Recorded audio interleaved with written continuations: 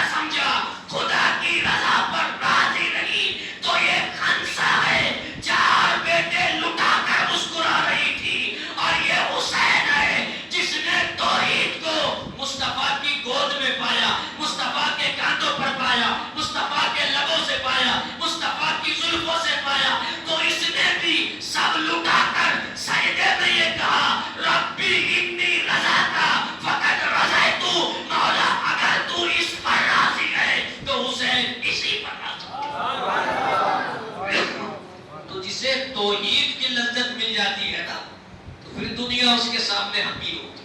بلکہ میں تو ایک روایت یہ بھی پڑھا ہوں کہ عاشورہ کی شب، عاشورہ کی ہم دنیا سے جو ڈرے ہوئے ہیں نا، ابھی ہم خدا کے قریب نہیں ہیں.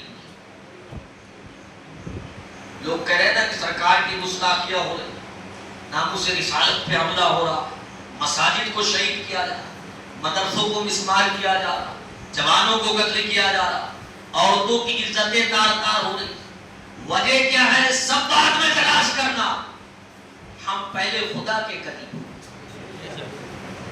ہم موت سے ڈرے ہوئے، زنجیروں سے ڈرے ہوئے، قانون کی دفاعوں سے ڈرے ہوئے ہیں، ہم حکومت کے جو ہے ظالموں سے ڈرے ہوئے ہیں، سہمے ہوئے ہیں کیا ہوگا، کیسے ہوگا، کیا کریں گے، کیسے کریں گے، کیا نہ کر دیں گے. لیکن ہم یہ بھول گئے ہم اس کے بندے ہیں، کہ کل اس کے بندے ہیں. کیا جب بندہ اس کا ہو جاتا ہے ساری کائنات بندے کی. آپ جانتے ہو عاشورہ کے دن بہت ساری روایتیں آپ نے سنی ہوگی. ایک امام حسین کے ساتھیوں میں امام حسین کے ایک رفیق تھے جن کا نام بریدہ حمدانی تھا. بات ختم کر دوں، بریدہ حمدانی تھا، ہے نا. تو وہ بریدہ حمدانی جو ہے نا، ان کا معاملہ یہ تھا کہ شب عاشورہ، کچھ لوگ ہوتے ہیں نا جو ہمیشہ مزہ فرماتے ہیں. مزہ سمجھتے ہو نا؟ مزہ کس کو کہتے ہیں؟ بریانی میں جو ٹیسٹ ہے، حلوے میں جو مٹھاس ہو. مزاح یہ نہیں ہوتا میم زے الف بڑا ہاں. ایک ہے استہزاء، ایک ہے مزاح اور ایک ہے مذاق. اسلام میں مذاق بھی جائز نہیں، استہزاء بھی جائز نہیں، مزاح جائز ہے. یعنی خوش طبعی. تو یہ ہمیشہ خوش طبعی فرماتے تھے. یہ کربلا میں تھے. عاشورے کی شب ہے، بریدہ حمدانی عاشورے کی شب ہے، 22,000 ادھر ہے اور ادھر یہ 72.